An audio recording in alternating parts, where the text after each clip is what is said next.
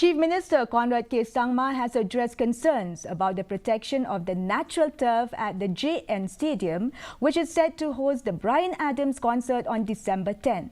He highlighted that large stadiums worldwide are often used for various gatherings and concerts, and that technology is available to protect the turf from damage. The state has decided to utilize international-level technology to cover the entire natural turf with a platform, ensuring that the turf remains undamaged. He said the decision to use the platform is aimed at maximizing the utility and revenue of the infrastructure investment.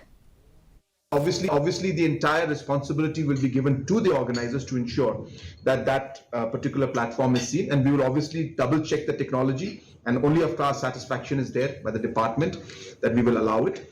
But we have seen this technology being implemented throughout the world, and therefore rest assured there will be no damage to the natural turf.